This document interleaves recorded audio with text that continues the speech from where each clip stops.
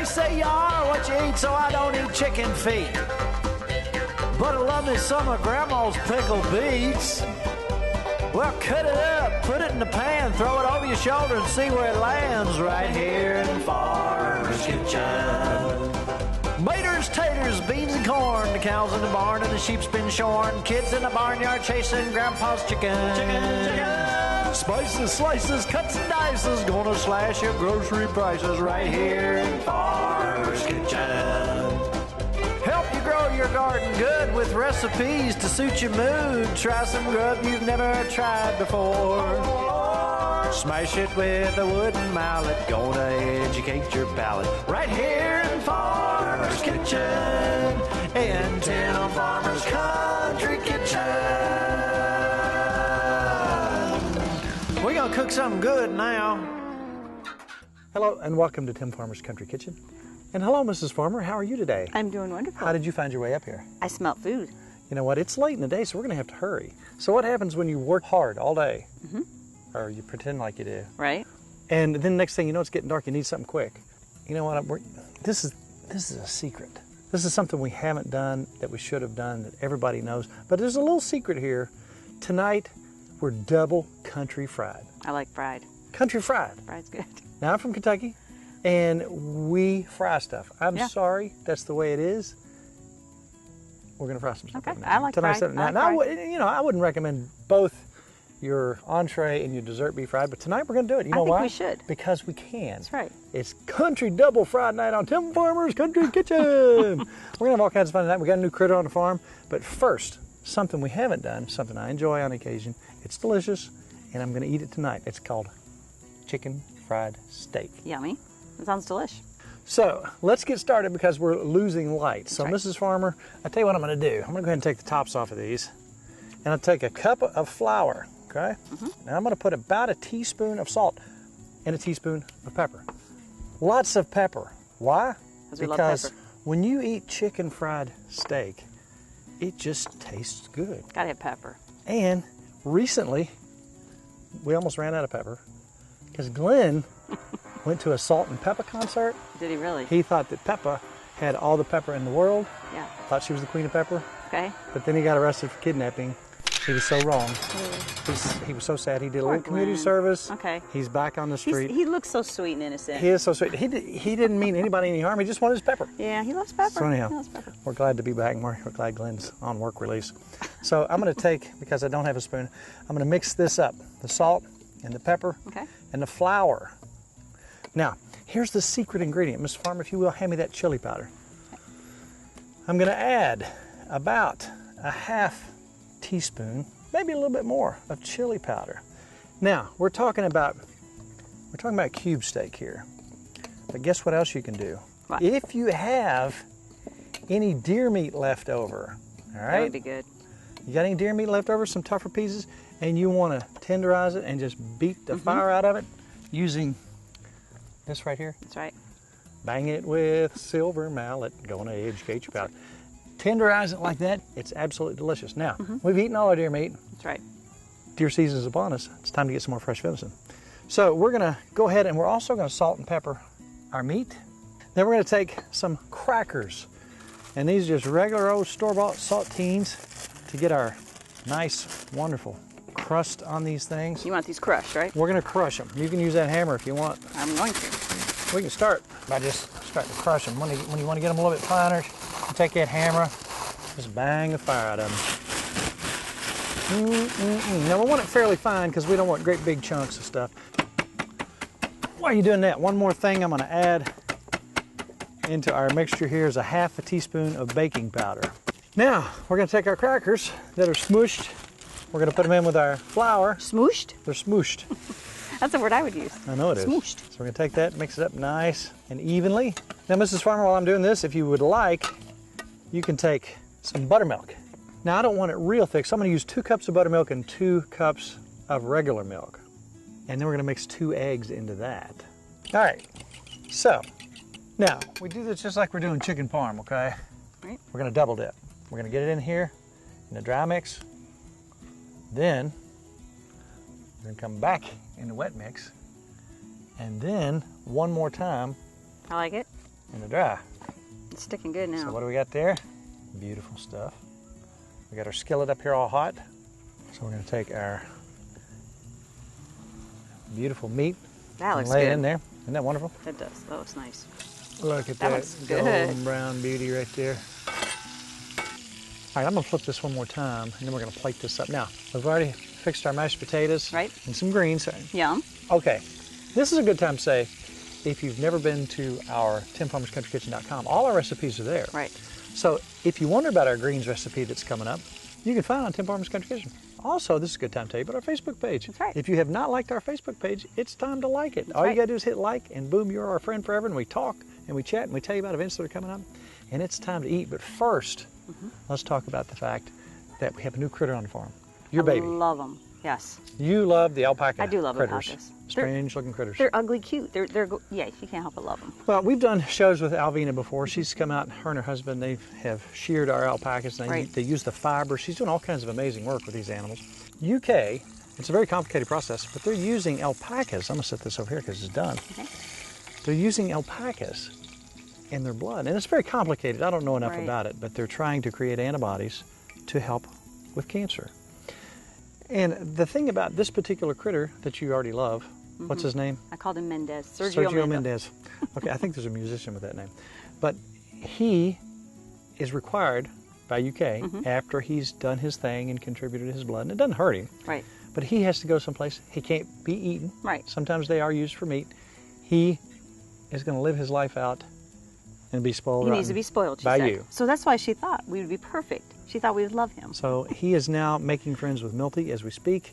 And let's visit with Alvina and figure out what to do with this new weird looking critter.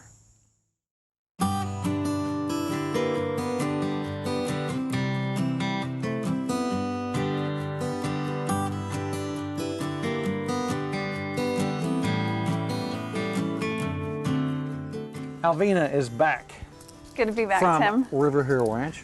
Yes, I sir. can read sometimes. You know what? Thank you for having me back. Well, thank you for coming out today. Nikki has been so excited about today. I couldn't get her attention today because she was looking at a picture of Mendez in the back of your minivan, It's so awesome. which is a long story. But Mendez has taken many a ride to UK, and it's a very complicated process. But would you basically say they're doing cancer research with antibodies in their blood?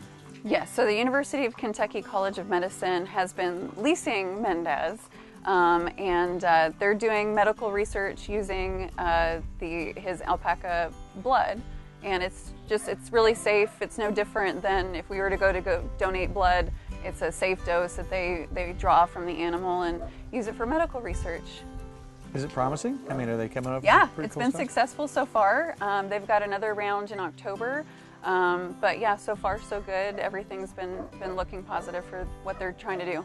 Let's do a little basic talk here about alpacas. First of all, they're camelid. So alpacas are part of the camelid family. Right. They are their own species. So they are related to the other species of llamas, both kinds of camels, guanacos, vicuñas. So those are all their own species. Who knows where they evolved exactly from, but for centuries they have been their own species of alpaca. And their natural part of the world is South America, in the Andean region, the high plateau. used for? Fiber and for meat. Now, a lot of people say, oh, meat. I'm telling you what, that's some wonderful meat. Yeah, it's high in protein, high in iron, it's lean, it's low in cholesterol. And it has absolutely no wild taste. No, because Now- it's pasture raised. Now, a lot of people would cringe by hearing that. These guys are going to die of old age here on the farm. Right. They're spoiled rotten. And some are used for that, and some are, but they have been used for that for thousands of years. Yes, So let's. that was their red meat source. Yes. Europeans imported all of our traditional livestock that we consume as meat here in the United States. Were all imported. Right. You know, so all of our native sources, you know, bison, you know, venison, all the game that we had here before. But in South America, alpacas were their livestock, and so that was their red meat source that they used in their agriculture. But probably here in the States, it's the fiber. Mostly, that's what people raise them for. And yeah, that's the great thing about them is we primarily use them for fiber. And then once their fiber quality degrades is where we send them onto the great green pasture in the sky, and then they provide us with another harvest. But let's get to the fiber. You've got a bucket full of fun stuff over here. I do. So alpacas come in over 20 natural colors. Wow. And so there's all kinds of things that you can do with the natural colors. These are different colors that have been applied together. Now this really is pretty. hypoallergenic. It's not like It is. wool. Yeah, most people are allergic to wool because they're allergic to lanolin. Right. Or the physical irritation of it, because only fine wool will feel soft next to your skin.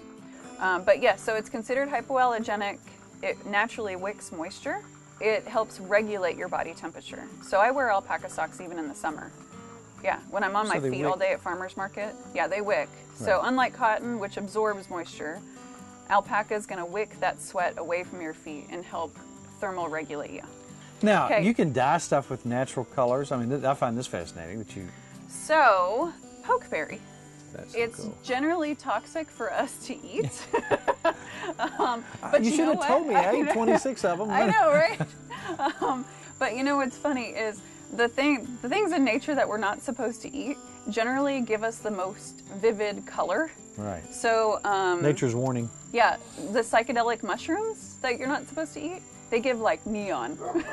You can, really? Yeah, they're a textile dye that you can dye these really bright, vivid colors. Wow. Makes sense, right? So pokeberry will give you all kinds of shades of deep pinks. This is actually, I think, this is probably the 4th exhaust bath where there's 4 shades darker. It's the first batch is going to be a deep red wine color, and you can even get a red out of it. Another where you wouldn't expect, this is sawdust from an Osage orange tree. And that can give you, depending on what you add to the pot, a yellow or a green color. And I saw you pick up walnuts out there. The hulls, which we don't eat, are a natural dye as well. Well, let me tell you what, thank you so much for coming out. And you know Mendez is going to have like the lush life now. Right. He's just going to chill. Hopefully, and we'll get some footage of how him and his buddy there, Milty, like each other or not. Hopefully they're friends. And hopefully, you know, Milton is he wanted to be friends with his ex-brother. Uh-huh. So he's got a more gentle nature. I think they'll get along just fine, but we'll document all this and see what happens. Good. Well, thank you so much for coming out. Thank you for having me. Thank you for the information. And You're again, welcome. how do you get to your site? riverhillranch.us for United States.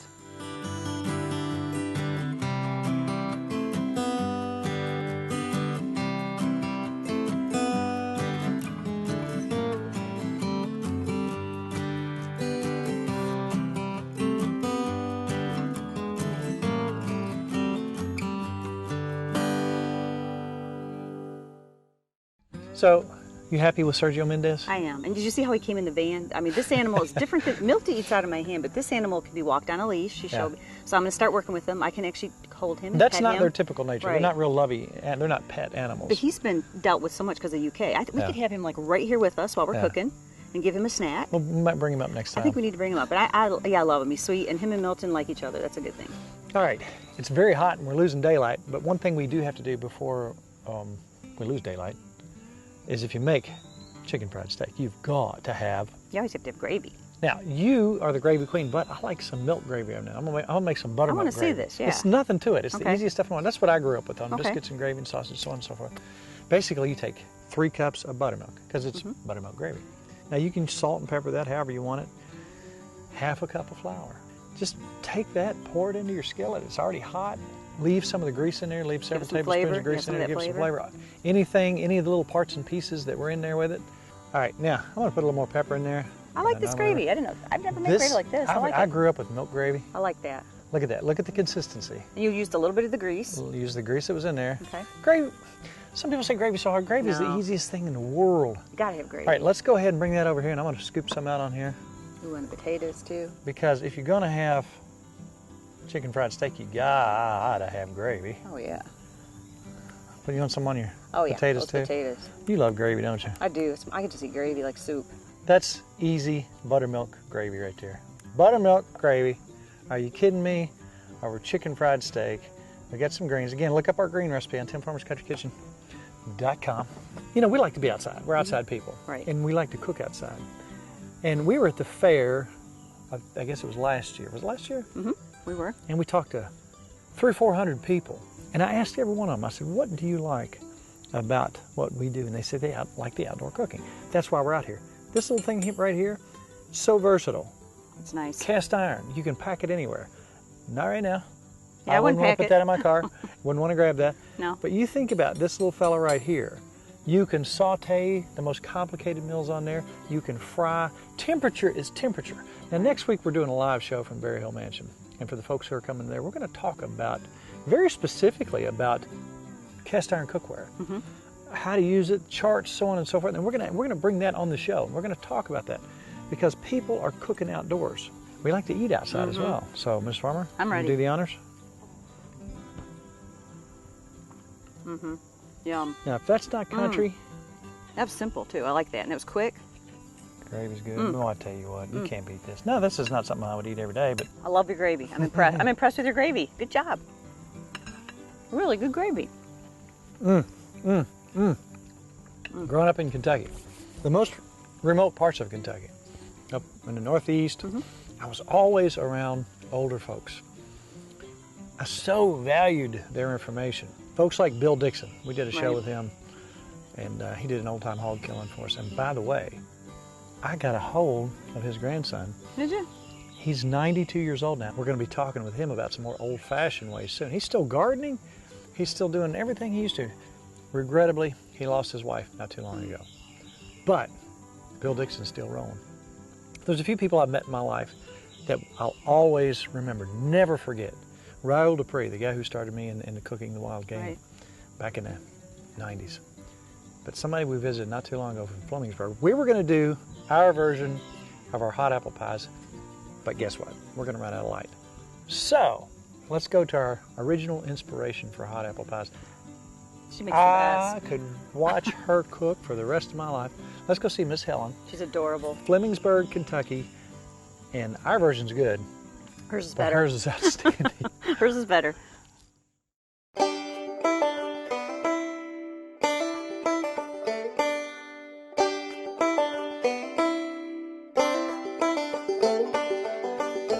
We're in Fleming County in the home of Georgia Helen Conley. Everybody calls her Helen, correct? And Brock, he's here too. He's here too. Now he's standing over there. He's going to make sure that we make no mistake. He's supervisor. Now, what are we making tonight? Fried apple pies. What are the ingredients here? It looks. I mean, I know it's. You want me to start? Yeah, let's start. Okay. I'll give you them if you want. I'll take them. Okay. I'll be glad to have them.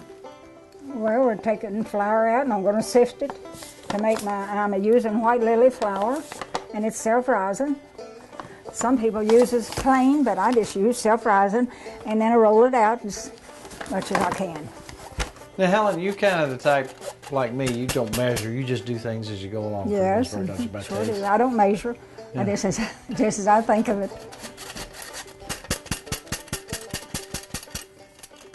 Get my spoon and make me a little hole in it. Always use some milk and put a little cooking oil in there. I guess I better turn my stove on to have my skillet hot and fry them. They might not be good if I didn't fry them. What kind of oil do you use? Canola, Canola oil. yeah, cooking oil. And it takes quite a bit, Now, you're 92. Your husband's 95. yeah. And, you know, they say, oh, you can't eat this, and you can't do that, and you can't do this, and you can't do that. You probably ate lard most of your life, didn't you? I'll get my milk to have to make my dough with. Just to kind of make it, help it a little. Now you want to use as much milk as many pies. More milk you make, more pies you can make. So I'll not make a full cup, so I'll just use that. Now I'm putting my milk in my flour and stirring it up. Getting it ready to make my pies with. So you're just pulling it in gradually. Just a little. You get it thick. See, I learned something. The great thing about doing this show, Helen, is everybody does things differently. I'm sure they do.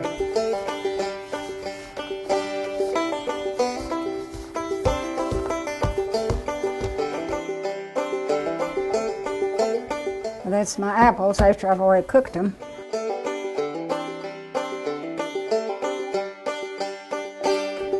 I'll put them in and fry them till they get brown. I'll just turn my pies, they're getting brown. Ooh, yum.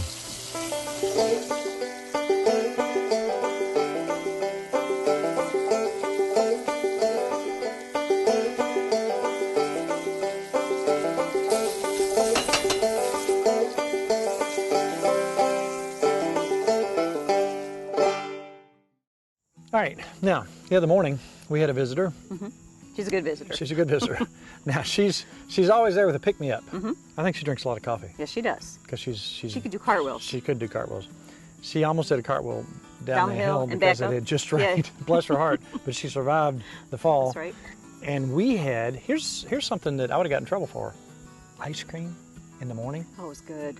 But we had an excuse. Right. Because there was coffee involved. When we have coffee involved in the morning, you're okay. It doesn't matter what you put in it or on it.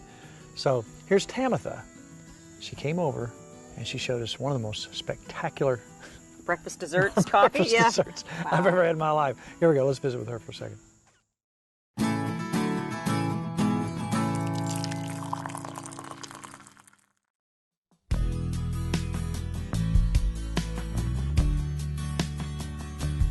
Tamitha's back. You know what? I love coffee. You've got your espresso machine today. I didn't sleep last night. I need a pick-me-up. But I also need breakfast. And what's the breakfast of champions this morning? An affogato. Which is? An Italian dessert. You talking ice cream? Yes. For breakfast? We could do whatever we want because it's our show. Is that not right? Yes, sir. Let's do this. All right. So we're going to make 2 shots of espresso. Okay. And you can also make this with some strong brewed coffee. So you don't have to have an espresso machine to do this. So just make it really, really strong. Just make it really, really strong. Breakfast. Add some wonderful vanilla bean gelato. Oh, man. This is typically not a breakfast. No. It's a dessert. It's a dessert. But I've not eaten yet, Tamitha, so, you know, you got to do what you got to do. Yes, sir. Now we're going to take a new product in Clark County. Okay. That is bourbon aged honey. It's aged in bourbon barrels. I already tried it. Okay. We're going to drizzle our shot of espresso. Oh, wow. Okay. Then we're going to take this bourbon aged honey. And that's Keith Green again from Winchester Farmers Market. And he's just basically putting this in a barrel and aging it. A bourbon barrel and aging it. Should we have this every morning for breakfast? Nikki's yes. over there. She'd probably make this for me for breakfast. Well, you've got your coffee, you've got your dairy, you've got your healthy honey. That's what I'm talking now, about. I am going to accent it with our Creative Coffee's espresso bark. Okay. Just to add a little cutesy here. And there we go. Just like that. You know what I like about your stuff? It's quick. I love quick and I love easy. So now, bless my heart. There you go. I got to try this. A little bourbon aged honey there.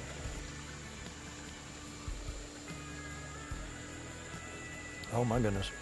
Every time I think you've done the best you can do, you outdo yourself. That's beautiful. The gelato's fantastic. Then you have that deep taste of the espresso along with the honey. Are you kidding me? So quick, so easy, so yummy. Thank you very much. Thank you very much.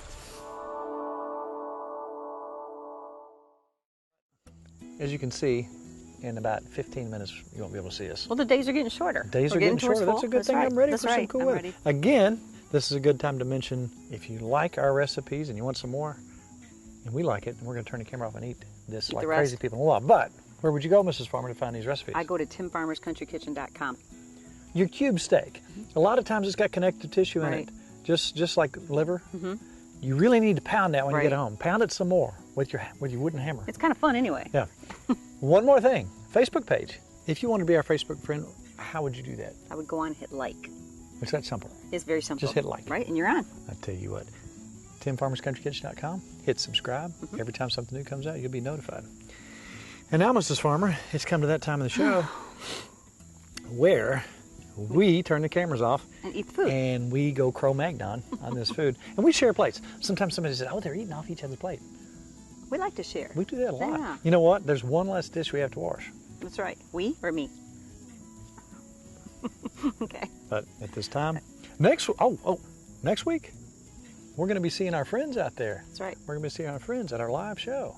So this is going to be a lot of fun. We're going to talk about cast iron, all kinds of stuff like that. Meantime, it's all about good times, good friends, and really good eats. Good eats. job. I like your gravy. That's what I'm talking about. I need some more gravy. To order a cookbook, please call 502-319-0487 or email timfarmerck@gmail.com.